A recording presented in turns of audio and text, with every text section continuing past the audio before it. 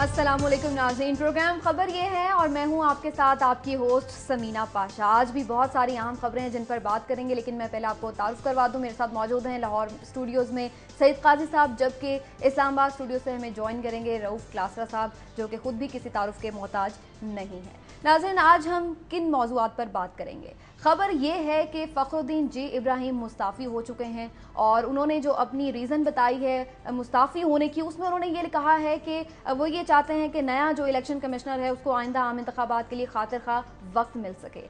क्या यही वजह है या कोई अंदर की कहानी भी है? एक अंदर की कहानी भी पता चली है, उसके बारे में भी बात करेंगे। इसके साथ साथ नाज़रीन, जैसा कि आप लोग जानते हैं कि सदारती इलेक्शन का शेड्यूल जब तब्दील किया गया तो बहुत सी सियासी जमातों की जानिब से तनकीद की गई, इलेक्शन कमीशन पर भी और सुप्रीम कोर्ट पर भी। इन्हीं में से एक पाकिस्तान तहरीक इंसाफ के चेयरमैन इमरान खान भी थे और उनकी जो तनकीद है उन्हें थोड़ी महंगी पड़ गई है। अदलिया ने इस पर नोटिस लिया है और अदलिया का ये कहना है कि क्यों ना उनके खिलाफ तौहीन अदालत की कार्रवाई की जाए। इस सिलसिले में उन्हें एक नोटिस भी सर्व कर दिया गया है, इस पर भी बात करेंगे। लेकिन नाज़रीन, आईनी और कानूनी मामलात अपनी जगह अहम सही, आवाम की परेशानियां अपनी जगह बरकरार हैं। जैसा कि आपको मालूम है कि नई एनर्जी पॉलिसी का ऐलान भी कर दिया गया है और नई एनर्जी पॉलिसी में आवाम के लिए क्या कुछ निकला है, क्या कोई फ़ायदा होगा या फिर मज़ीद मुश्किलात में इजाफा ही होगा, क्योंकि जैसा कि कहा जा रहा है कि बिजली मज़ीद महंगी हो जाएगी इस पॉलिसी के तहत। तो इन तमाम उमूर पर आज हम खास तौर पर बात करेंगे। इसके साथ साथ यकीनी तौर पर सईद काजी साहब और रऊफ़ क्लासरा साहब के पास आपके लिए कुछ एक्सक्लूसिव स्टोरीज भी हैं, उनके हवाले से भी डिस्कशन करेंगे। पहले सईद काजी साहब की जाने बढ़ती हूँ और उनसे जानते हैं कि आज उनके पास क्या स्टोरीज है। काजी साहब, वैसे तो ये बड़ा भारी भरकम एजेंडा है, आज इसी में हम मसरूफ़ रहेंगे जो आपने खबरें बताई, मगर एक तो हम बात करेंगे उस फॉलोअप की जो हमने कसूर की स्टोरी 1205 कनाल का जो स्कैम था उस हवाले से बड़ा प्रॉम्प्ट एक्शन हुआ है। कुछ इंक्वायरी कमेटीज़ बनी हैं और कुछ मुअत्तलियाँ भी हुई हैं। क्या हुआ है, अपने नुमाइंदे असलम खान जिन्होंने ये स्टोरी ब्रेक की थी उनसे बात करेंगे। और सेकेंडली मैं बात करूँगा एक और स्कैम की जो कि पाकिस्तान ट्रेड डेवलपमेंट अथॉरिटी के ज़िम्मन में सामने आया है। 760 मिलियन रुपीज़ यानी 76 करोड़ रुपए की रकम 5 मार्च को जब यहाँ पे केयर टेकर सेटअप था और वो आप मिनिस्ट्री ऑफ कॉमर्स ये कह रही है कि ये जाली और बोगस तरीके पे निकलवाई गई है। इसी के ज़िमन में हम ज़रा माजी में भी झांक लेंगे जो NICL का स्कैंडल था जिसका क्लासरा साहब जिक्र भी करते रहते हैं, तो वो भी ज़रा याद ताज़ा हो जाए। तो ये नया खेल क्या है और ज़ाहिर आप वैसे ये इतनी अच्छी यादें नहीं है जिनको हम ताज़ा करें, लेकिन क्या करें, स्कैंडल्स आते हैं, यही हमें दरपेश है। सही हो गया। चलिए रऊफ़ क्लासरा साहब की जाने बढ़ते हैं। क्लासरा साहब, ये तो जिक्र हुआ सईद काजी साहब की स्टोरीज का, आप आज हमारे लिए क्या खास लेकर आए? जी, एक स्टोरी है और अगेन उस पर हम बात भी करेंगे, डिस्कशन भी करेंगे कि पिछले 3 सालों में 2010 में पहला स्कैंडल आया था, LNG स्कैंडल आया था, $20 अरब का स्कैंडल आया था। 3 सालों में तीसरा स्कैंडल आ गया है, सामने आ रहा है। अब ये हुकूमत को समझ नहीं आ रही कि LNG गैस जो है ये कहाँ से खरीदी जाए, किस से खरीदी जाए, किस रेट पे खरीदी जाए। सो हम आपको ये डिटेल देंगे कि पहला स्कैंडल क्या था, दूसरा क्या था और तीसरे स्कैंडल में हुकूमत कैसे फंसी हुई है और इसको समझ नहीं आ रही नवाज शरीफ हुकूमत को कि ये कैसे करे और इस मसले को किस तरीके से इसको हल करने की कोशिश की जाए। क्योंकि कुछ मेरे पास कुछ डॉक्यूमेंट्स आए हैं कि प्राइवेट पार्टीज़ हैं वो इसमें अब इस्लामाबाद पहुंच चुकी हैं, डेरे लग चुके हैं, ब्रीफ केसेस के मुंह खुल चुके हैं। तो वो भी पूरी आपको कहानी सुनाएंगे कि इसके पीछे ये कौन कौन सी पार्टीज़ हैं, कितने बड़े बड़े लोग शामिल हैं और जो अरबों रुपए का खेल इस्लामाबाद में खेला जा रहा है ये LNG का, इसका आखिरकार नतीजा क्या निकलेगा। ठीक है, रऊफ़ क्लासरा साहब आपकी जानिब आएंगे और यकीनी तौर पर ये बहुत ही आम स्टोरीज हैं, इनके बारे में डिटेल्स हम आपसे हासिल करेंगे। लेकिन काजी साहब से मैं आपसे गुफ्तगू का आगाज़ करना चाहूँगी। जैसा कि हमारी टॉप स्टोरी है कि फ़खरुद्दीन जी इब्राहिम साहब मुस्ताफ़ी हो गए हैं। अपोजिशन ने और हुकूमती अरकान ने मिलकर उन्हें इत्तेफाक़ राय से चीफ इलेक्शन कमिश्नर तैनात किया था, लेकिन 2017 जो कि उनकी ओहदे की जो मुद्दत थी वो पूरी होनी थी, लेकिन उससे पहले ही वो मुस्ताफ़ी हो गए हैं। इनसाइड स्टोरी भी एक सामने आई है काजी साहब कि वो ये कह रहे हैं कि सदारती इलेक्शन वो 6 अगस्त को ही कराना चाहते थे, लेकिन जो दीगर अरकान हैं उन्होंने साथ नहीं दिया। हाँ, ये उन्होंने बात की है, जो उनके इस्तीफे में ये बात नहीं आई, मगर जो सोर्सेज के ज़रिए से आज रिपोर्टिंग हुई है उसमें यह कहा गया कि जी वो उन्होंने सेट असाइड करने की कोशिश की थी सुप्रीम कोर्ट के फैसले को, मगर जब उन्होंने इलेक्शन कमीशन के दीगर मेंबरान से जो है इस हवाले से हमायत चाहिए तो वो उन्हें नहीं मिली। और अब वो एक ज़ाहिर है एक बड़े डिजेक्टेड और मायूसी के अंदाज में यहाँ से जब वो आए थे तो बड़े फैन फेयर के साथ आए थे, मगर मैं ये समझता हूँ कि और भी बातें हैं जो हमें करनी चाहिए। ठीक है, हमें अच्छे लोगों को हमेशा अप्रिशिएट भी करना होता है और इनकी बड़ी रेप्यूटेशन भी अच्छी थी। मगर जो पहला धचका लगा था, अगर आपको याद हो कि जब एक बहुत शोर था कि इस दफ़ा एक छलनी होगी, इस छलनी में से कोई गुजर नहीं पाएगा जिसके असासों का कोई जो है शक है, स्क्रूटनी होगी। अच्छा, वो 62 और 63 में हम फंस के रह गए। इवन उसका एक मजाक बना दिया हमने, अपने रिलीजन का भी इस तरह से उसको एक बनाया, सवालात किए गए, मगर वो हुआ कि वो सारे के सारे निकल के आगे चले गए। अब जो उन्होंने इस्तीफे में एक और बड़ी बात अहम की है, जो पहले मेरी नज़र से नहीं गुजरी, कि थ्रेट्स के बावजूद गोया को थ्रेट्स भी आती रही, और फिर ये भी कह रहे हैं कि उनकी फैमिली पे एक जो अटैक की जो उन्होंने बात की, ब्रेजन अटैक का लफ्ज़ इस्तेमाल किया उन्होंने, ये मैं भी देख रहा था, तो इसके बावजूद वो स्टेड फास्ट है। तो मेरे ख्याल में ये वहाँ पे सिलसिला जो है वो अब जो हुआ है, अब ये कि जो मेन दो अपोजिशन पार्टीज हैं वो खुल के बिल्कुल सामने आ गई अब। और जिस तरह आज अभी आपने दूसरी स्टोरी कही कि इमरान खान साहब को तौहीन अदालत का नोटिस भी मिल गया, अब जो अपोजिशन लीडर हैं खुर्शीद शाह साहब, वो कह रहे हैं कि बाकी के जो मेंबरान हैं उनको भी इस्तीफा दे देना चाहिए। तो अब खुल के जो है वो सामने, ठीक है, इसको मैं अलग से भी इस पे बात करूंगी, जो इमरान खान साहब को तौहीन अदालत का नोटिस जारी किया गया है इस पर। लेकिन रऊफ क्लास्टर साहब से मैं इस बारे में जानना चाहूंगी। क्लास्टर साहब, आपको क्या लगता है, फखरू भाई का जो इस्तीफा है, आपको लगता है कि ये सही फैसला उन्होंने किया? और as a chief election commissioner उन्होंने तो ये कहा है कि वो पूरी तरह से उन्होंने कोशिश की है कि फेयर एंड फ्री इलेक्शन करवाए जा सकें, कोई प्रॉब्लम ना हो, लेकिन फिर भी उनको बहुत ज़्यादा तनकीद का सामना भी करना पड़ा है। आपको लगता है वो एक कामयाब चीफ इलेक्शन कमिश्नर रहे? मेरे और आपके कहने से कोई फ़र्क नहीं पड़ेगा। अगर आप, मैं और काजी साहब बैठ के क्लीन चिट दे भी दें और इनकी शान में कसीदे पढ़ें, कोई दो चार कोई उसमें कोई मज़ीद कोई हम फूल फेंकें जी वाह जी बड़ा काम किया, तो लोग जो हैं, या ओवरऑल मेरा ख्याल है मीडिया का या पब्लिक का या पॉलिटिकल पार्टीज़ का जो रिएक्शन आ रहा है वो कितना फेवरेबल नहीं है, जिससे लगता है कि वो जो इन्होंने 84 बरस में अपनी इज़्ज़त कमाई थी वो 84 दिनों में गायब हो गई है। ये पहले इस्तीफ़ा देते थे, बड़े इन पर एडिटोरियल लिखे जाते थे, बड़ी हमदर्दी होती थी, बड़ा भी इन्होंने किसी असूल की बुनियाद पर इस्तीफ़े दिए हैं। तो मैं नहीं समझता कि इनके इस्तीफ़े से कोई इम्पैक्ट आने वाला है। पर्टिकुलरली जो डैमेज होना था वो हो चुका है। इलेक्शन होने थे, जैसे आपने कहा 62, 63, उस वक्त बड़े हमें कहानियाँ सुनाई कि बड़े इजलास हुए, जहाँ आज उसकी FBR की मीटिंग हो रही है, गवर्नर स्टेट बैंक को बुलाया जा रहा है, आज फाइनेंस सेक्रेटरी साहब आ रहे हैं, और आज नादरा को बुला लिया गया, बड़े इवन आर्मी चीफ साहब तशरीफ लाए थे, अगर आपको याद हो, उनके साथ बैठ के एक बहुत बड़ी मीटिंग की गई थी कि हमने इलेक्शन को फेयर फ्री और तमाम चीज़ों को कैसे इंश्योर करना पता, और जो ये फ्री और फेयर इलेक्शन में से निकला है वो आपके सामने है। तो फखरू ये भाई जो हैं, अब वो मेरा ख्याल है कि एक हमारा मीडिया भी बड़ी इंटरेस्टिंग चीज़ है। वैसे मैं भी स्टूडेंट हूँ मीडिया का, मुझे बड़ी सेवर रहती है। एक दिन पहले तक फखरू भाई पे गन्ने तोपें पता नहीं बमबारी हो रही थी हर जगह पे, कोई अखबार उठा के देखें, एडिटोरियल देखें, टीवी देखें, मेरे जैसे कमेंटेटर बैठे हुए हैं और वो बिल्कुल फखरू भाई को फ्लैट किया हुआ है। आज यकदम वो बदल गए, फखरू भाई एक बिल्कुल मजलूम शक्ल में सामने आ रहे हैं। देखें जी इमरान ने साथ नहीं दिया, देखें जी बड़े डिजेक्टेड से गए। मैं हेडलाइन देख रहा था आज के पेपर की कि बड़े डिजेक्टेड गए। जब स्टैंड लेने का टाइम था फिर ले लेते, मतलब ये रोने वाली कौन सी इसमें बात है? अगर सुप्रीम कोर्ट के फैसले पर एतराज़ है आपको, आप अगले दिन अपने वकील को करें और उनको कहें जाए जी सुप्रीम कोर्ट में चैलेंज करें।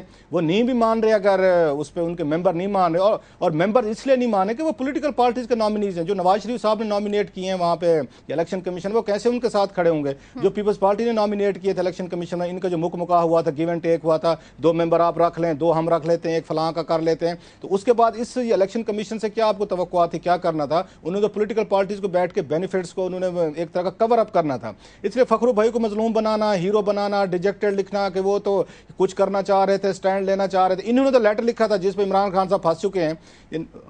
ये लेटर किसने लिखा था? ये कानून में तो कोई आपके आइन में गुंजाइश नहीं करती इलेक्शन करवाएगी। क्लासर साहब, एक बात जो इसमें मैं जानना चाहूंगी वो ये कि अगर इस मामले पर इलेक्शन कमीशन को तनकीद का निशाना बनाया जाए तो क्या वो दुरुस्त होगा? क्योंकि फैसला तो बहरहाल सुप्रीम कोर्ट का था। उसने तो जब पहले इलेक्शन कमीशन में बात हुई थी तो उन्होंने यही कहा था कि भाई 6 अगस्त को ही होंगे।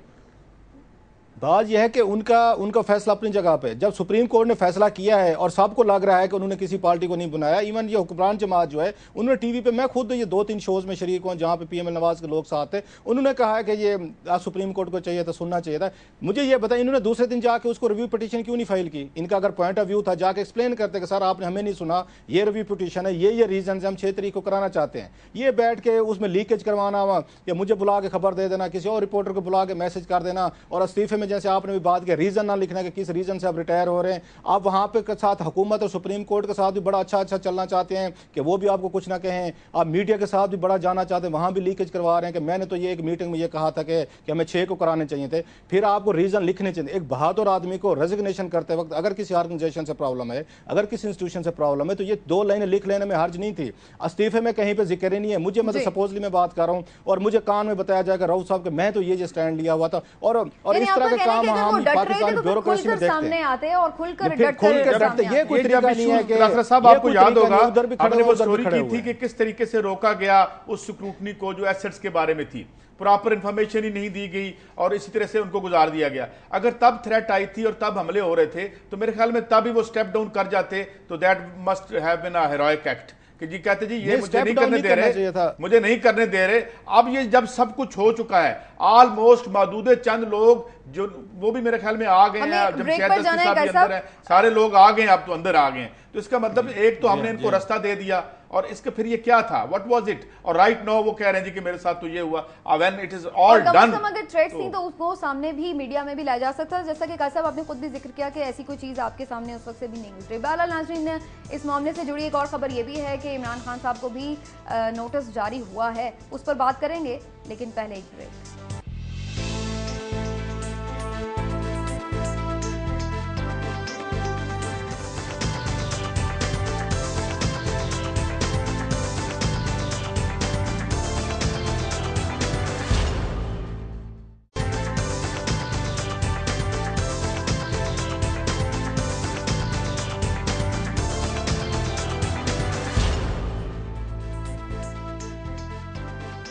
वेलकम बैक नाजरीन। बात हो रही थी कि पाकिस्तान तहरीक-ए-इंसाफ के चेयरमैन इमरान खान को सुप्रीम कोर्ट की जानिब से नोटिस जारी कर दिया गया है कि उन्होंने जो अल्फाज इस्तेमाल किए, जो इकदाम किए जा रहे हैं उनकी जानिब से, उससे अदलिया को बदनाम करने की कोशिश की जा रही है, तो क्यों ना उनके खिलाफ तौहीन अदालत की कार्रवाई की जाए।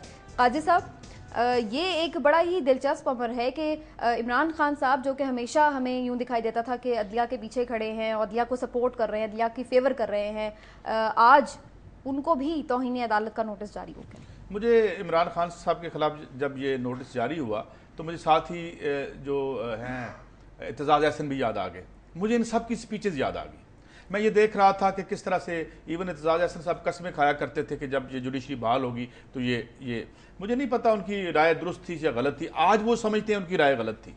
तो ये क्या विजन है लीडरों का, जब ये ऑल आउट सपोर्ट लैंड करते हैं वो तब गलत थे या अब गलत हैं।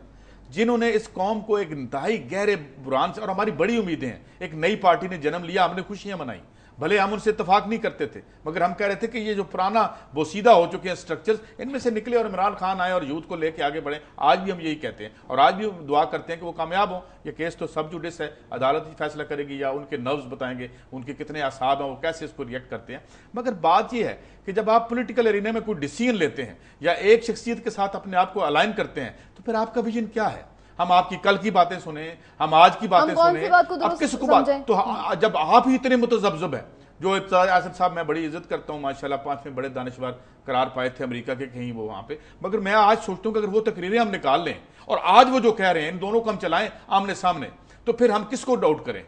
मतलब जज साहब ने तो अपनी कोई देखना, सुप्रीम कोर्ट या जज साहब की तो अब शख्सियत वही है जो तब थी और आज है, और वो अपना कॉन्स्टिट्यूशनल जो भी उनका रोल है वो अदा कर रहे हैं। हिस्ट्री जज करेगी उनको कि कैसे उन्होंने अदा किया या कैसे नहीं किया। हमारे भी हाथ पांव बंधे हैं, हम एक हाथ तक बात लेकिन बात यह है, मैं ये जानना देखिए ये बड़ी अहम बात है और ये बल्कि मैं भी चाहता हूँ कि ये बताएं कि ये कल तक तो अनकंडीशनल सपोर्ट लैंड कर रहे थे, हमें एक मुस्तकबिल का मंजर दिखा रहे थे। एतजाज अहसन साहब आई रिमेंबर वो कहा करते, कसम खा के उन्होंने कहा कि इस मुल्क में इन्वेस्टमेंट भी तब आएगी जब जुडिशरी दुरुस्त होगी। तो ये अब क्या है, अब उन्हें क्या हुआ है। क्लासेस साहब आपको आवाज आ रही है? मेरे ख्याल में शायद आवाज आ रही है मुझे। जी क्लासेस साहब आपसे यही बात करना चाह रहे हैं कि लीडर तो वो होता है जो कि अपना विजन बिल्कुल क्लियर रखता है, वो देख सकता है वो चीजें जो कि आम लोग नहीं देख सकते। अगर हमारे लीडर ही कंफ्यूज्ड हैं, उनको पता ही नहीं कि वो पहले एक तरफ एक चीज को सपोर्ट कर रहे हैं, बाद में वो कहते हैं नहीं ये तो गलत हो गया, वो तो इस तरह से हो गया, तो फिर अवाम तो ऑटोमेटिकली कंफ्यूज होंगे। एक मुझे याद आ रहा है वो काजी साहब की इस बात से कि लीडरशिप में वो नहीं है, ये चेंज करते रहते हैं। मेरे ये वो कहते हैं let me play devil's advocate, एक मुझे इंटरव्यू याद आ रहा है और बड़ा मशहूर इंटरव्यू था, काजी साहब ने यकीनन पढ़ रखा, भुट्टो साहब का था, जो अरुणा फ्लासी ने किया था, इटालियन ये जर्नलिस्ट थी, तो उसने बहुत बड़े मशहूर इंटरव्यूज़ किए हैं और बड़े खूबसूरत किताब है उसकी, एन इंटरव्यू विद हिस्ट्री। उसमें भुट्टो साहब का इंटरव्यू है और उसमें इंदिरा गांधी का इंटरव्यू भी है। तो उसने जो अरुणा ने कुछ अर्सा पहले इंदिरा गांधी का इंटरव्यू किया था, तो जिसमें इंदिरा गांधी ने ये भुट्टो साहब को अक्यूज़ किया था कि भुट्टो साहब पे क्या ट्रस्ट करें, क्या भरोसा करें, ये एक दिन एक बात करते हैं, दूसरे दिन दूसरी बात करते हैं, चौथे दिन एक और नई बात कर लेते हैं, ये बाकायदा उस किताब में मौजूद है। तो उस पर जब उनकी मुलाकात हुई इसकी अरुणा के भुट्टो साहब से, तो सेम सवाल उसने भुट्टो साहब से कहा कि इंदिरा तो कहती हैं आप पे क्या ट्रस्ट होना चाहिए, आप तो अपने स्टैंसेस चेंज करते रहते हैं। तो भुट्टो साहब थोड़े से सदमे का शिकार, उन्होंने कहा कि उनका कहना या इंदिरा का ये कहना कि मैं बयानात बदलते रहता हूँ, इससे उन्हें मेरा ख्याल है पॉलिटिक्स की समझ नहीं आती। अगर इनके वाले साहब नेहरू साहब होते तो वो अच्छी तरह समझते कि मैं किस तरह का खेल खेल रहा हूँ और मैं किस तरह की चीज़ें कहता रहता हूँ। और उनके बकौल जो मैं भुट्टो साहब से एग्री करता हूँ, जो जवाब दिया था अरुणा फ्लासी को, उन्होंने कहा जो बंदा किताब पढ़ेगा, जो बंदा ग्रो करेगा, जो बंदा सोचेगा, वो वक्त के साथ साथ उसकी राय बदलती रहती है। एक जगह पर राय का रुकना वही है जैसे पानी एक जगह पर रुक जाता है। तो आप लाइफ में नए तजर्बे करते हैं, नए एक्सपीरियंसेस होते हैं, नए चीजें आपके सामने आती हैं, नए फैक्ट्स आते हैं, ग्राउंड एक पॉइंट ऑफ व्यू तो ये क्लासेस सब आपका सामने आ गया, लेकिन एक चीज मैं आपसे जरूर जानना चाहूंगी। मैं ये कह रहा हूं, मैं थोड़ा सा इस पे मैं ये कह रहा हूं कि अगर हमारे पॉलिटिकल लीडरशिप में बाज दफा इन इश्यूज पे, जैसे एतजाज वाली पर्टिकुलर केस कहूंगा, पॉलिटिकल स्टेटमेंट और चीज है कि ये कन्विक्शन में चेंजेस आना वो और चीज है। मैं इसको भुट्टो साहब के साथ कन्विक्शन रिलेटेड मैं इसको आगे रिलेट कर रहा हूं। अगर हमारे लीडर्स में कन्विक्शन वाइज कहीं पे चेंजेस आती हैं तो मेरा ख्याल इसमें थोड़ा सा बेनिफिट ऑफ द डाउट दिया जा सकता है। ये जरूरी है जो बंदा 10 साल की उम्र में सोचता हो, ये कहता हो, तो 20 साल की उम्र में वही कुछ कह रहा हो या सोच रहा हो। सो ये चेंजेस बाज़ दफ़ा आके आती रहती है, लेकिन देखना ये होगा क्या एतजाज अहसन साहब की ये फिक्र में चेंज है, ये इसका तल्लुक कहीं पे वो यूसुफ रज़ा गिलानी साहब वाले केस से तो नहीं है कि वो बड़ी उम्मीदें लेके गए थे और ये समझा गया था कि शायद वो बेल आउट करा लेंगे और चीफ जस्टिस साहब ने कहा था I am sorry Aitzaz you have lost the case, और जो उनके चेहरे पे मायूसी थी वो हम सब ने कोर्ट रूम में देखी थी। एक सवाल इजाजत दीजिए, एक सवाल। क्लासर साहब एक लीडर जर्नैल की तरह होता है जो अपनी फौज को दूसरी फौज से लड़ा रहा होता है। जब वो अपनी राय बदलता है, उसकी राय सैकड़ों अरबों करोड़ों लोगों की जिंदगियों को मुतासर करती है। मैं एक आम आदमी, आम मार्टल हूं, मैं राय बदल भी लूं ना आपकी जिंदगी पे कोई असर पड़ेगा, ना ही मैं अपने आप को लीडर कहता हूं, ना मैं हूं। अब बात यह है कि जब आप वहां राय बदलते हैं जहां 180 मिलियन लोगों की डेस्टिनी स्टेक पर है, कोई एक स्ट्रक्चर आना है या दूसरा स्ट्रक्चर आना है, विच इज, तो तब ये रिस्पॉन्सिबिलिटी बहुत बड़ी बन जाती है। और वो भी उस सूरत में साहब जब लोगों ने कुर्बानियां दी आपके पीछे खड़े होकर अदिया बहाली तहरीक में। ठीक है, वो काश साहब आपकी बात में फुली एग्री करता हूं, लेकिन ये भी ध्यान में रखें छोटे आदमी की गलती या छोटे आदमी की वो होती है, वो उसका इम्पैक्ट छोटा होता है। जो बड़ा आदमी होगा उसकी बड़ी गलती होगी, बड़े फैसले का इम्पैक्ट भी बड़ा होगा, इसमें कोई शक नहीं है। और दुनिया की तारीख तो भरी पड़ी है ऐसे ऐसे फैसलों से जहां पे किसी एक लीडर की वजह से पूरी की पूरी कौमें तबाह हुई है। बम्बे जैसे हम रिसेंट में देखते हैं कि ये प्रॉपर तरीके से वो फैसले नहीं कर सके। हम अफगानिस्तान में देखें मुल्ला उमर ये प्रॉपर फैसला नहीं कर सके, तो उसके बाद बहुत बड़ी ये डिस्ट्रक्शन आई है। ऐसे सद्दाम हुसैन को हमने देखा है कि वो प्रॉपर फैसला नहीं कर सके तो पूरी कौम को आके फेस करना पड़े। ये मैं आपको रिसेंट बता रहा हूँ। ऐसे जापानीज के बारे में कहा जाता है कि उन्होंने जब पर्ल हार्बर पे जिसने भी अटैक का फैसला किया था उसके बाद अमेरिकन को एटम बम वहां पे मारना पड़ा था, अगेन लाखों लोग मारे गए थे। किसी ने तो फैसला किया था कि आप जाएं और पर्ल हार्बर पे अटैक करें। ये गलतियां हो सकते हैं जो उस वक्त के सर्कमस्टांसेस हो, उसमें वो फैसला ठीक लग रहा हो, मैं ये नहीं कह रहा। लेकिन ये तो बाद में वो कहते हैं ना, इंग्लिश की बड़ी खूबसूरत मिसाल, it's very easy to be wiser after the event. वाकया हो जाता है उसके बाद बड़ा आसान होता है हमारे लिए, आपके लिए या किसी के लिए बैठ के कुछ जजमेंट देना। ये लोग बड़ी गलती करते हैं, जब लोग बड़ी गलती करते हैं और जिन्हें हम बड़ा समझते हैं तो वो गलतियां हमें बताती हैं कि वो बड़े नहीं थे।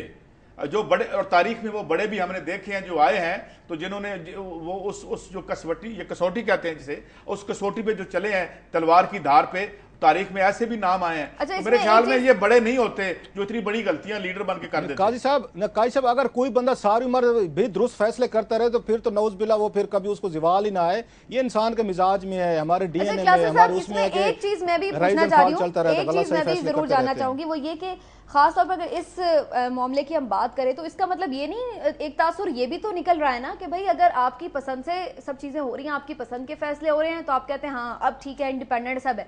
जब आपकी मर्जी के खिलाफ कोई बात हो गई तो आपने कंट्रोवर्शियल। इसमें एक बात मैं ऐड कर दूं, आपका सवाल बड़ा वैलिड है। जब आप सियासत करते हैं, जब ताले आजमाई होती है रूलिंग स्ट्रक्चर्स के अंदर कि आपने अपनी एम्बिशन है, आपने बनना है, कौन बनेगा वजीर आजम, जब ये कहानी होती है। जब आप अवामी सियासत करते हैं और अवाम के मफाद के लिए लड़ रहे होते हैं तो वो कहानी और होती है। वहाँ आपकी राय और होती है। मैं उस दिन भी ये कह रहा था कि जुडिशरी यहाँ बहुत अच्छी होनी चाहिए और बड़ा अच्छा हुआ, ये बहाल भी हुई, मगर ये जो रोल जुडिशरी, मैं तो एक आम आदमी हूँ, ये जो रोल जुडिशरी को असाइन कर रहे हैं, अगर मेरे जैसा मार्टल इंतहाई आमियाना आम आदमी जो है वो ये जान सकता था कि भाई जुडिशरी का दुरुस्त होना और उसका बहाल होना बहुत जरूरी है, मगर ये जो बातें कर रहे हैं ये कुछ नहीं होना यहाँ पे। तो इन्हें पता नहीं था, अगर हमें पता था तो इन्हें क्यों नहीं पता था, या और अगर पता था और इसका इजहार नहीं कर रहे थे तो then there is a question mark on your integrity. नहीं क्लासेस साहब, इनको भी जरूर रिस्पॉन्ड कीजिएगा, लेकिन मैं भी ये आपसे रिस्पॉन्स इस पर जरूर चाहूंगी कि इसका मतलब तो फिर ये हुआ कि जब तक आपको वो कहते हैं ना मीठा पीठा हप हप और कड़वा कड़वा थू थू, वो वाली बात हो गई फिर तो। समीना, इसमें ये मेरा ख्याल है दो इसमें रीजंस हैं। एक तो ये है कि बहुत इस पे ये सुप्रीम कोर्ट ऑफ पाकिस्तान के हवाले से ये भी कहा जाता रहा है कि आपको पॉलिटिकल केसेस टेकअप नहीं करने चाहिए, let the politicians deal with themselves. ये पिछले 5-1 सालों से ये बहस चलती रही है पाकिस्तान में कि क्या बहुत बड़े हाई प्रोफाइल केसेस हैं तो क्या पॉलिटिशियंस को उसमें इन्वॉल्व करना चाहिए था। मसलन मेमो कमीशन था, उसमें मियां नवाज शरीफ साहब और शहबाज शरीफ साहब वो खुद सुप्रीम कोर्ट पहुंच गए थे। हर दूसरे केस पे हमने देखा है कि कोई ना कोई पटिशन सुप्रीम कोर्ट में डाल दी गई है। अब जब सुप्रीम कोर्ट एक्टिव हुई है, उसने फैसले करने शुरू किए तो आके इन्होंने आके शोर डालना शुरू कर दिया। एक पीपल्स पार्टी को मेरा ख्याल है, एक वो चाहे शायद हो सकते हुकूमत में थे इसी वजह से नहीं कर पा रहे, कि पीपल्स पार्टी की रिसेंट हिस्ट्री में मुझे कोई, और कायसा please correct me if I am wrong, कि पीपल्स पार्टी कोई पॉलिटिकल केस लेके नहीं गई। एक केस लेके गई थी जिसको सुप्रीम कोर्ट ऑफ पाकिस्तान ने उसको इनिशियली टेकअप किया लेकर डंप कर दे, वो था जुल्फकार अली भुट्टो का जो केस था, जो जजमेंट थी डॉक्टर बाबर रमान जो लेके गए थे, उस पर इनिशियल हेयरिंग हुई। एक ही रेफरेंस था जिसको सुप्रीम कोर्ट ऑफ पाकिस्तान ने इन 3-4 सालों में नहीं उसको टेकअप किया, फैसला नहीं किया।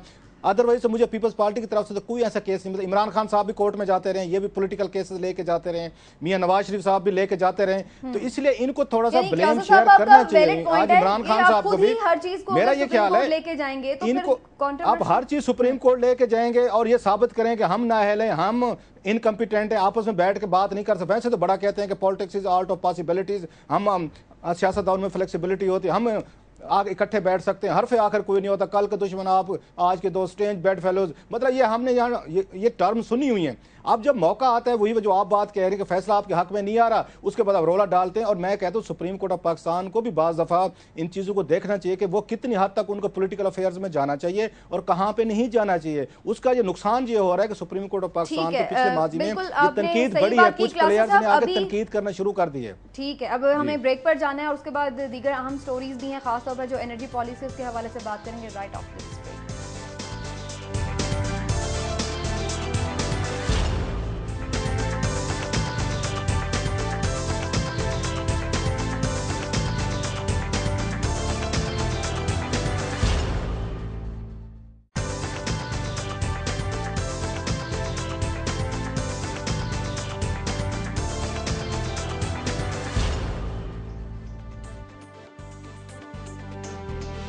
वेलकम बैक नाज़रीन। अगर आपको बिजली चाहिए तो महंगी मिलेगी। 2017 तक बताया जा रहा है कि बिजली बहरान ख़त्म तो कर दिया जाएगा, लेकिन साथ ही ये भी कि 50% उसके जो निर्ख हैं उसमें इजाफा हो जाएगा। बिजली आपको शदीद महंगी मिलेगी। असरात सिर्फ यहीं तक नहीं है, इसके असरात और भी बढ़ते चले जाएंगे। कल साहब आपकी जानिब आऊँगी, यानी कि आवाम को बुनियादी सहूलियात इतनी मुश्किल से मिल रही हैं और वो भी इतनी महंगी।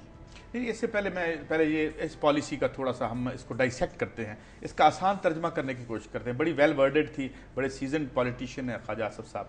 अब इसमें एक बुनियादी बात तो सामने आ गई कि बिजली का इशू नीचे से ठीक किया जाएगा, ऊपर से ठीक बाद में देखेंगे। हम ऊपर का हम 5 साल बाद बिजली, नीचे से मुराद क्या है कि जी हम जो है अब इन्होंने जिस तरह बन्नू में फीडर बंद कर दिए कि जी बिजली के आप पैसे दें फिर हम दे सकेंगे, और ऑन पेपर ये बात बड़ी ठीक लगती है। एक तो ये इस पॉलिसी का है। दूसरा इन्होंने कहा जी कि हम 2017 में ठीक करेंगे, फिलहाल 66% तक टैरिफ जो है हम इसका बढ़ाएंगे। अब ये 12 रुपये का था, 15 या 15.5 रुपये का हो जाएगा।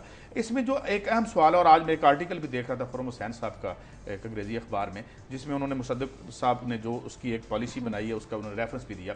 मगर ये जो 12 और 15 रुपए है यूनिट, क्या इसका कभी फोरेंसिक ऑडिट होगा कि ये इतने की क्यों है, इसमें प्रॉफिट कितना है? अब आप नीचे से पैसे इकट्ठे करके ऊपर देंगे, और नीचे आलम यह है कि ये एक जो इसका, और तीसरी जो एक मुसद्दिक साहब ने बात की कल कि जी इसमें हम एनर्जी कॉरिडोर बनाएंगे, इसमें एक और बात भी शामिल है कि इसके जो हिस्से हैं और दीगर जो रियासत के और इदारे हैं उनको प्राइवेटाइज भी किया जाएगा। तो ये एक मॉडल, और ये तो हमें सामने हमारे नज़र आ गया। लेकिन सवाल ये है कि अगर इसकी कीमत बढ़ती है बिजली की, तो आज से बिजली की कीमत बढ़ गई है इंडस्ट्रियल और जो कमर्शियल है, तो इसका मतलब ये है कि जो इनपुट है या जो पैसा आप खर्च करते हैं चीज़ें पैदा करने के लिए, वो उसमें कीमतें बढ़ेंगी, जो प्रोडक्ट बनेगी उससे वो उसकी कीमतें बढ़ेंगी। इस वक्त क्या हम कंपेटिटिव रहेंगे इंटरनेशनल मार्केट में? पहले ही हमारी एक्सपोर्ट्स जो हैं वो बहुत ज़्यादा और इम्पोर्ट्स बहुत ज़्यादा और एक्सपोर्ट्स बहुत ज़्यादा हैं। तो एक तो ये पॉलिसी हमारी सामने आ गई, और मैं अभी 2017 इन्होंने बड़ा अच्छा किया कि 4 साल का टाइम दे दिया, और काफी ज्यादा दूर की दिया, एक साल का टाइम नहीं दिया। लेकिन मैं ये समझता हूँ ये सारी बातें हम भूल जाएंगे, इन्होंने इस्तीफा दिया था या नहीं दिया था। और दूसरी एक बात और भी मैं कोट करता हूँ, अंग्रेजी में एक मुहावरा होता है कि a week is a very long time in politics. 4 साल तो आएंगे, मगर ये जब कीमतें 1 अक्टूबर को बढ़ेंगी आपके आम आदमी की, तो वो कैसे करेगा? और फिर मुझे ये समझ नहीं आता कि आज तो आप बढ़ा रहे हैं, तो फिर वापस आके 4 साल बाद इसको 10 रुपए पे यूनिट कैसे लेके आएंगे? तो मुझे लगता है कि ये पॉलिसी वेरी वेल वर्डेड थी। जिस बात को इंतहाई भोंडे अंदाज से जो काम पिछली हुकूमत कर रही थी, इसको बड़े वेल वर्डेड अंदाज में उसी पॉलिसी। क्लासेस साहब से भी राय लेते हैं। क्लासेस साहब, चर्चा तो बहुत हो रहा था एनर्जी पॉलिसी, और आवाम को उम्मीद थी कि शायद कोई बहुत बेहतर किस्म की पॉलिसी आएगी, फौरी रिलीफ मिलने का इम्कान होगा। लेकिन जैसा कि आप जिक्र कर रहे थे प्रोग्राम से पहले कि आम आदमी तो परेशान है, वो लोग तो ये कहते हैं हम पूरा कैसे करेंगे, बिजली के बिल कैसे पूरे होंगे? ये समीना, आप अगर फुटेज मुझे याद नहीं रहा, नहीं तो अपने हम प्रोड्यूसर से रिक्वेस्ट करते हैं कि वो कल वाली फुटेज चलाते जिसमें ये एनर्जी पॉलिसी की मंजूरी दी गई है, उसमें चेहरे देखें, पार्टिसिपेंट्स को देखें, किसी एक पे आप हाथ रख के मुझे बता दें कि इसने बिजली का बिल देना है। ये तमाम वो लोग बैठे हैं जिन्होंने ज़िंदगी भर में बिजली का बिल नहीं दिया। मैं अपने ही यहाँ से बैठ के स्टूडियो में प्रोग्राम करता हूँ। कल शाम को हमने ये समी साहब का प्रोग्राम यहाँ पे मैंने रिकॉर्ड करना था। जो ही ये फैसला हुआ, तमाम यहाँ कैमरामैन, पूरी टेक्निकल टीम, तो ये पूरी प्रोडक्शन टीम के चेहरे लटके हुए थे। सब ने मुझे ये कहा कि हमें बताएं हम कैसे गुजारा कर सकते हैं कि 200 यूनिट्स की क्या औकात रह जाती है कि 200 यूनिट्स को हम ये एग्जाम्प्ट कर देते हैं, ये तो पक्का और एक लाइट के साथ चल जाते हैं। ये जो काजी साहब का बड़ा मशहूर मुहावरा है कि आप ये अरबों रुपए दे के आप ये अंधेरे लोड शेडिंग खरीद रहे हैं, ये जितने लोग बैठे हैं इनमें से कोई बिल नहीं देता, इनमें से किसी को पेमेंट नहीं करनी पड़ती। यूटिलिटी बिल्स आप और मैं इनके लिए दे रहे हैं, इसलिए इनकी सेहत पे कोई असर नहीं पड़ता। हम ये पहले इसी प्रोग्राम में कह चुके हैं कि जिस दिन साफियों को ब्रीफिंग दी गई थी और यह हमने अगले दिन शो किया, तो मैंने उस वक्त भी कहा था कि इनके पास कोई एक्स्ट्रा ऑर्डिनरी किस्म के स्टेप्स नहीं है। लोग बिजी डू नथिंग वाला काम होगा, चोर को पकड़ लो, बिजली चोरी हो गई, गैस चोरी, भाई कितनी चोरी हो गई। लोगों को तो यहां तक बताया कि 230 अरब रुपए की बिजली चोरी हुई है। जब हमें ब्रीफिंग देगी है तो पता यह चला आम आदमी जो चोरी करता है, जो करता है, जो बिजनेसमैन करते होंगे, जो कुंडे लगाते होंगे, वो 20 से 30 अरब रुपए है जो इस तरह की चोरी है। बाकी लाइन लॉसेज हैं आपने लाइन लॉसेज को भी हमारी चोरी में दे दिया है। हम उसके बिजली चोरों को 20 अरब रुपया हम पे कर रहे हैं, 30 अरब, बाकी जो 200 अरब रुपया है जो लाइन लॉसेज है वो भी हम पे कर रहे हैं। आप कहते हैं बिजली महंगी करेंगे। इसहाक डार साहब बड़े दावे फरमाते थे, बड़ी सेनेट में इनके धुआंधार हमने इनकी तकरीरें सुनी जी, हमें आने दो, हम तो ठीक कर देते रहे। लहूती के भी हमने बड़े बड़े नारे सुने। अब IMF के पास गए हैं, जो लोगों को नहीं बताया जा रहा, बताया ना जरा, लोगों को खुल के बताएं कि आपने पहले $4.5 अरब की डील की, उन्होंने कहा जी बिजली 6 रुपए यूनिट महंगी करेंगे, और साथ ही आपने $2 अरब मजीद मांग लिए कि हमें नहीं जी हमें ज्यादा कर दें, $7 अरब कर दें। उन्होंने कहा हजूर हम कर देते, हम तो इसी काम के लिए बैठे हुए हैं, आप लें और जाएं घर पे जाकर बिजली का यूनिट बढ़ाएं।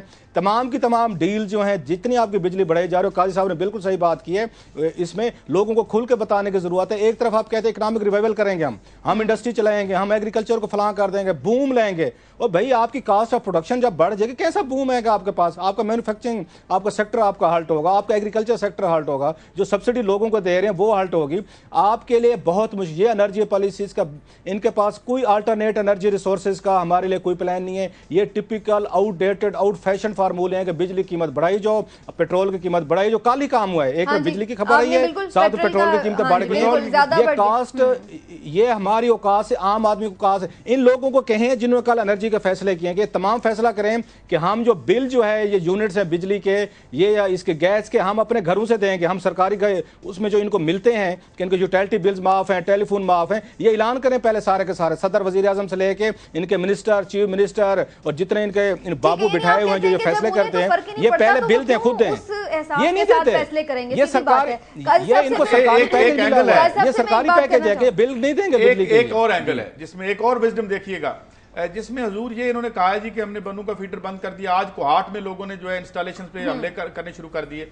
वहां हालत ये है क्लासरा साहब के चंद दिन पहले जो बनू जेल में उससे पहले और अब डेरा इस्माइल खान में जो हुआ वो आपने देखा। और इकोनॉमिकली वो जो उस शोबे की जो हालत है वो ठीक है, बिजली का बिल सबको देना चाहिए, मगर ज़मीन पेपर पे लिखी हुई चीज़ और जो ज़मीन पे हालात है उसमें बड़ा तकलीफदेह फ़र्क होता है। आप अगर इस तरीके से बिजली बंद कर देंगे उन लोगों की और उसका कोई अल्टरनेट या तो ये कि लोगों की जेब में इतने पैसे रोजगार के जरिए डालें, माशी डेवलपमेंट के जरिए डालें, बिजली का बिल भी ले लें।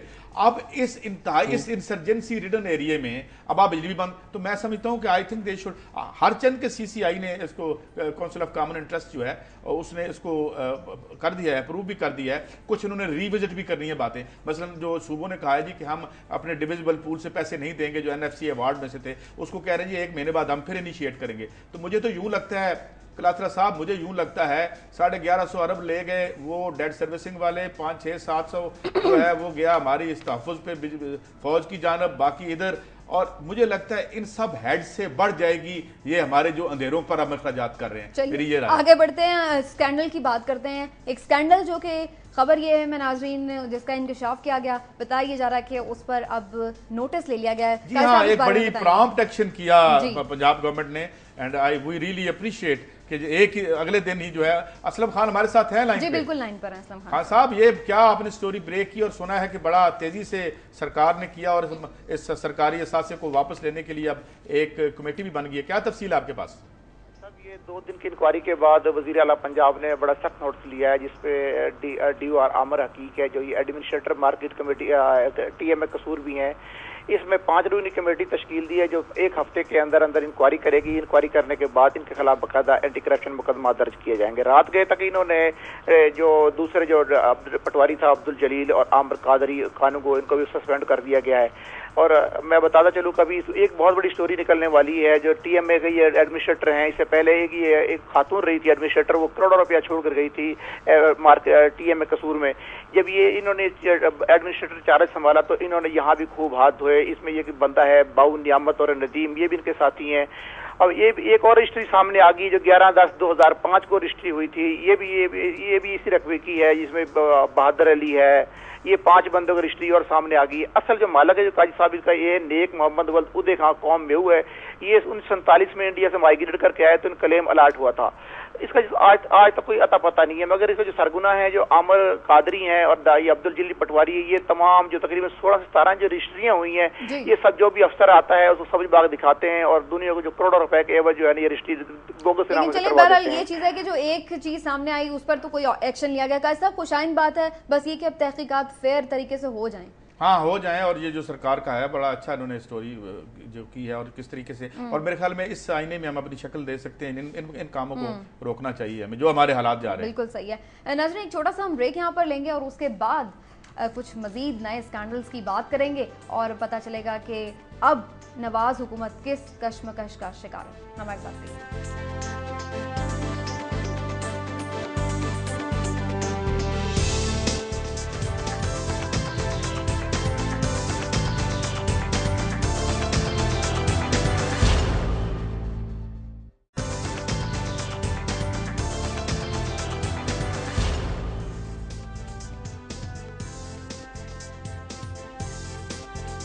वेलकम बैक नाज़रीन। LNG स्कैंडल, नाम तो आपने सुना होगा, नाम तो पुराना है लेकिन बात इसमें अब कुछ नहीं है। नई बात क्या है क्लासर साहब से जानेंगे। क्लासर साहब, कहा जा रहा है कि जी अब गैस किससे खरीदी जाए, इस मामले पर नवाज हुकूमत तजब्जुब का शिकार हो गई है, कुछ समझ नहीं आ रही, फंस गई है, क्या मामला है ये? समीना, ये जैसे आपने कहा कि LNG कोई ऐसा कोई ये मंसूबा है कि जो किसी हुकूमत से भी डील नहीं हो रहा। जो भी हुकूमत डील करने की कोशिश करते पता चलता है कि कुछ ना कुछ कोई लोग पहुंच गए हैं जिनकी चूंचे गीली होने वाली हैं, तो माल खाने की तैयारी हो रही है। पहला स्कैंडल आया था 2010 में आया था जो मैंने ब्रेक किया था, जिसपे सुप्रीम कोर्ट ऑफ पाकिस्तान ने बाकायदा 1 महीना प्रोसीडिंग के बाद उसको स्क्रैप किया था। बहुत बड़े अफसर थे, उनके खिलाफ कार्रवाई का हुक्म दिया गया था, इंक्वायरी रिपोर्ट्स वगैरह आई। वो एक और कहानी स्कैंडल जो आया था। उसके बाद उन्होंने कहा दोबारा इसको आप ECC में लेके जाएं और इसका फैसला करवाएं, इस पर दोबारा रिटेंडरिंग करें। वो चलता रहा और आखिर दिनों में लास्ट डेज में जो इन्होंने था ये हमारे petroleum minister doctor Asim Hussain साहब थे, ये 45 अरब रुपए की एक डील लेके पहुंच गए कि जनाब ये 3 दिन पहले की बात है, हुकूमत खत्म होने से 3 दिन पहले की बात है, कैबिनेट में लेके गए 12 मार्च को लेके गए कि आप जनाब मेहरबानी फरमाइए 46 अरब रुपए की ये फलां पार्टी ने हमें ये डील की ऑफर की हुई है, LNG उठा के आप इनको दे दें। वो स्कैंडल सामने आया, सुप्रीम कोर्ट ने फिर नोटिस ले लिया। अब तीसरा जो है ये इस वक्त पहुंचा हुआ है यहाँ पे इकनॉमिक कोऑर्डिनेशन कमेटी में, इसहाक डार साहब के सामने ये 3 दफ़ा इशू पेश हो चुका है और कुछ मेरे पास इसके पेपर्स हैं, डॉक्यूमेंट्स हैं जो इकनॉमिक कोऑर्डिनेशन में पेश किए गए हैं, जो हमने एक्सक्लूसिव निकलवाए हैं। इसमें बड़ी इंटरेस्टिंग चीज़ों के कुछ इंकशाफात किए गए हैं और मेरा ख्याल है बड़ा मुश्किल बनता जा रहा है हुकूमत के लिए फैसला करना कि ये क्या करें। एक तो ये ऑप्शन था इनके पास कि ये कतर से गैस खरीदें, स्टेट टू स्टेट लेवल पर, जैसे ईरान से गैस खरीदी गई है। और ज़ाती तौर पर मैं अपनी राय बता देता हूँ, इससे पहले उसमें जाएँ, मैं इस हक में हूँ कि आपको कतर से गैस लेनी चाहिए, लेकिन इस पर एतराज़ात ज़रूर आ रहे हैं कि ये महंगी गैस है। मसलन एक लेटर गया है, जो लेटर की कापी है एक्सक्लूसिवली हमारे पास, और ये उस पार्टी की तरफ से लिखा गया ये लेटर जिस पे ये सुप्रीम कोर्ट ऑफ पाकिस्तान ने उस पर वो सुओ मोटो लिया था, और जिस पार्टी की मैं भी बात कर रहा था कि जिनको 12 मार्च वाले कैबिनेट में जो समरी लेके गए थे और इसी पार्टी को ही वो कॉन्ट्रैक्ट अवार्ड किया गया था। अब उस पार्टी ने लेटर लिखा है, वो जो स्कैंडल में मुलविस थे, जिन पर सुओ मोटो हुआ, सब कुछ हुआ, उन्होंने लेटर लिखा है। और ये Pakistan gas port limited company है, लेटर हमारे पास मौजूद है। ये फसी अहमद साहब हैं, इकबाल जी अहमद साहब के साहबजादे, इन्होंने ये लेटर लिखा है। ये कहते हैं कि जो कतर से आप गैस खरीद रहे हैं वो पाकिस्तान को 1.6 बिलियन डॉलर महंगी पड़ेगी over the period of next 5 years. अगले 5 सालों में अगर पाकिस्तान कतर से गैस लेता है, जो रेट्स वो ऑफर कर रहे हैं कतर पाकिस्तान को, 1.6 बिलियन डॉलर 5 सालों में वो महंगी पड़ेगी। वो ये फरमाते हैं कि गैस आप हमसे लें, हम आपको सस्ती देंगे। और ये भी बताता जाऊँ, ये पाकिस्तान में LPG के जितने बड़ा ये सप्लाई का कारोबार है वो यही कंपनी या यही ओनर्स इकबाल जी अहमद साहब हैं और यही मैनेज करते हैं। आसिफ अली जरदारी साहब के बड़े करीबी दोस्त रहे हैं। जनाब मुशर्रफ साहब के दौर में बहुत बड़ा इनका नाम था। बहुत बड़े जर्नल्स हैं जिनके LPGs की कंपनीज हैं, ब्यूरोक्रेट्स के कोटे हैं, वो सारे का सारा जो LPG का बिजनेस है वो इकबाल जी अहमद साहब के पास है। अब वो कहते हैं जो LNG आप मंगवा रहे हैं हम तो उसमें शरीक होना चाहते हैं। पहले भी कॉन्ट्रैक्ट लिया इन्होंने, लेकिन सुप्रीम कोर्ट ऑफ पाकिस्तान ने दोबारा उसको आके कैंसिल किया है। एक इसमें बड़े जो इंपॉर्टेंट स्कैंडल आ रहा है वो ये है कि हुकूमत को सिफारिश की गई थी कि आप इसमें पेपरा रूल जो है जिसके तहत आपने बिडिंग करानी होती है, लोएस्ट बिडर को देना होता है, वो फॉलो ना किया जाए, ये सिफारिश थी। और ये बात सामने भी आई थी, रिपोर्ट भी हुई थी अखबारात में। इस पर नवाज शरीफ साहब ने बड़ी क्लैरिफिकेशन दी वहाँ पे जब उन्होंने सहाफ़ियों को ब्रीफिंग के लिए बुलाया। इसहाक डार साहब भी थे, स्पेशली उन्होंने इसका जिक्र किया कि अखबारात में खबरें आ रही हैं कि शायद हम पेपरा रूल्स को फॉलो नहीं करेंगे, तो आपको पता होना चाहिए हम उसको फॉलो करेंगे। अच्छा। एक तो ये चीज़ हुकूमत चाहती है हम करेंगे, लेकिन पेपरा रूल्स फॉलो करते हैं फिर कतर से गैस नहीं ले सकेंगे। इसलिए हुकूमत को कोई बोल्ड फैसला करना पड़ेगा कि इन्होंने कतर से गैस लेनी है तो महंगी होगी, लेकिन बात वो है कि बहुत सारी कंपनीज आपको पेपरा रूल्स में एग्जाम्पशन देनी पड़ेगी। वहाँ पे नवाज शरीफ साहब के पास पावर्स हैं as the prime minister of Pakistan. अगर इसमें बदनीयती शामिल नहीं है, कमीशन शामिल नहीं है, ब्रीफ केस शामिल नहीं है, तो मेरा ख्याल मुश्किल फैसला आपको करना चाहिए। बात वही है कि जब ये छोटी छोटी पार्टीज इन्वॉल्व होती हैं, जिस तरह के मैंने कोई जिक्र किया है, उसमें कमीशन आता है, सरकारी अफसर खाते हैं, उसमें वजीर खाते हैं। जब आप जाकर स्टेट लेवल पर डील करते हैं उसमें कमीशन खाने के ना ये चीजें बंद हो जाती हैं या कम हो जाती है, बंद तो नहीं होती कमीशन, इसमें कुछ ना कुछ खाया जा सकता है, तो वो चांसेस कम हो जाते हैं। एक और बड़ी इंटरेस्टिंग चीज़ है जो मेरा ख्याल है इस पर नवाज शरीफ साहब और इनके ये इसहाक डार साहब को देखना चाहिए। ये अरबों डॉलर की डील की ये समरी जा रही है उसमें इकनॉमिक कोऑर्डिनेशन कमेटी में। यहाँ फरमाया गया है कि ये जो समरी है ये फ़ौरन पेश की गई है वहाँ पे कमेटी मीटिंग में, और कहते हैं हमने सर्कुलेट कर दिया, मिनिस्ट्रीज़ को भेज दिया, वो इस पर कमेंट्स देते रहेंगे, अगर उन्हें कोई कमेंट्स देने हैं तो मीटिंग में दे दें। और भाई मेरे अरबों रुपए के आप डील करने जा रहे हैं, आप जो कंसर्न मिनिस्ट्रीज हैं जिनके पॉइंट ऑफ व्यू लेने चाहिए, बात करनी चाहिए, उनसे ओपिनियन ही नहीं ले रहे। आप जल्दी करें, जल्दी जरूर करें। आप एक मिनिस्ट्री के इसी वजह से स्कैंडल आते हैं पाकिस्तान में कि जब कोई मिनिस्ट्री उठती है दूसरी मिनिस्ट्री से कंसल्टेशन प्रोसेस कंप्लीट किए बगैर वो जाके अपनी मर्जी का उनसे नहीं किया गया। इस समरी में बकायदा लिखा हुआ है जी हमने उनके कमेंट्स नहीं लिए, अगर उन्होंने कुछ देने तो मीटिंग में दे रहे। मेरा ख्याल है that's a very bad trend, यहीं से करप्शन की कहानियां होती हैं। अब देखना यह है कि हुकूमत पाकिस्तान, नवाज शरीफ साहब कहते हैं पेपरा रूल्स फॉलो करेंगे, अगर पेपरा रूल फॉलो करते हैं तो कतर वाली गैस नहीं आ सकती। यहाँ पे इकबाल जी अहमद साहब ने लिख के दिया है जी कि जो गैस आप मंगवा रहे 1.6 बिलियन डॉलर महंगी है। लेकिन सवाल एक है लास्टली एक छोटी सी बात है, ये वो कंपनी जो इकबाल जी अहमद साहब की मैं कह रहा हूं जिनके पास पूरा LPG का पूरा सेक्टर इनके पास है, ये मैनुपुलेट करते हैं, रेगुलेट करते हैं, ये उसको मैनेज करते हैं। क्या इतनी बड़ी पार्टी के पास फिर एलएनजी का एक और आता है तो उसके क्या इम्प्लीकेशन होंगे? एक ही ग्रुप में एक बात याद है आपको, एक जैसे हैं। एक बात याद है इस बारे में, एक टेस्टिमनी पड़ी हुई है वहाँ पार्लियामेंट में कि इसकी कास्ट ऑफ प्रोडक्शन कितनी है।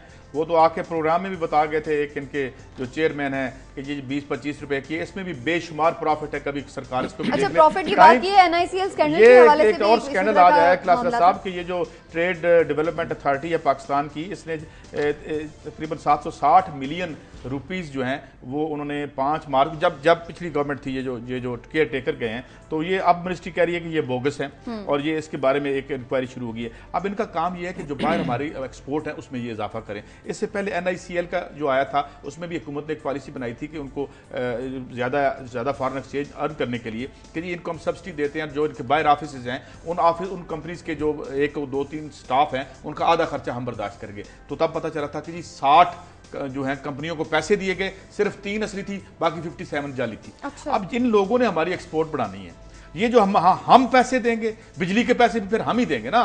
जब आप ये इतनी बड़ी लीकेजेस हो रही हैं जो हुई हैं और पे हम किसी को पकड़ते भी नहीं है, तो फिर क्या होगा? फिर हम तो क्लासर साहब मुझे कल वो जो बच्चा पूछ रहा था ना कि who will foot the bill, इसका मतलब क्या है? तो मैंने कहा इसका बड़ा तल्ख मतलब है। इसका मतलब ये है कि इन सारे अल्ले तल्ले इस करप्शन के आखिरकार हम ही पैसे देंगे। इस पर जरा आप ही कमेंट कर दें। ये एनआईसीएल पे आप काम भी करते रहे और ये जो नया स्कैंडल आ गया, नया से मुराद ये है इस गवर्नमेंट का नहीं है, लेकिन ये केयर टेकर का था। नहीं, बिल्कुल ठीक है। आपने पाकिस्तान ट्रेड डेवलपमेंट की बात की है, इससे से रिलेटेड है। यहाँ पे ये एक्सपोर्ट प्रमोशन के लिए एक बहुत बड़ा फंड है।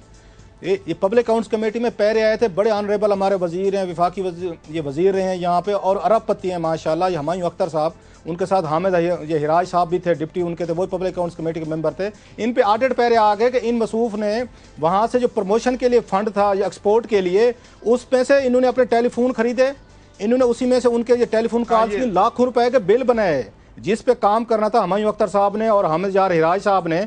तो मसूफ जो है उस फंड में से जो आपने बात की, जिनका काम था जाती तौर पे उनके पास पैसे ना हो, उनके पास पैसे ना हो, इन लोगों के पास जाती तौर पे गरीब है बेचारा। आई एग्री विद यू, वहां से टेलीफोन खरीदेगा, लाखों रुपए का 5-10 मिले हैं, उसके बिल उसमें से दिए गए। वो मेरे ख्याल में ये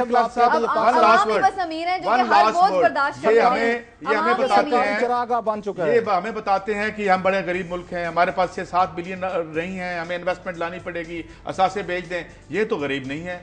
ये जो लोग इन्होंने काजी साहब जो बात मैंने की, हमारे लिए वो पॉलिसीज बना रहे हैं जिन्होंने ना बिजली का बिल देना है, ना गैस का देना है, ना टेलीफोन का देना है। ये वो लोग हैं जो हमारे लिए ये पॉलिसीज बना रहे हैं। बिजली, गैस, पेट्रोल महंगा किए जा रहे हैं। हुमायूं अख्तर साहब गरीब थे कि एक्सपोर्ट डेवलपमेंट फंड में से वो टेलीफोन भी खरीद रहे थे, लाख रुपए के कॉल्स भी कर रहे थे और बिल हम पे कर रहे थे। वही एक लास्ट नोट अप्रिशिएट कर लेते हैं, जिस तरह कल कसूर का स्कैंडल पकड़ा, तो ये जो पकड़ा है इसको भी जरा गवर्नमेंट जो है किसी किनारे लगाए, तो हम कहें कि इनकी इंटेंशंस हैं कुछ काम करने की।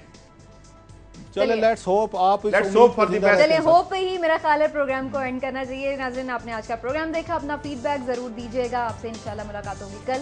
अपना ख्याल रखिए। अल्लाह।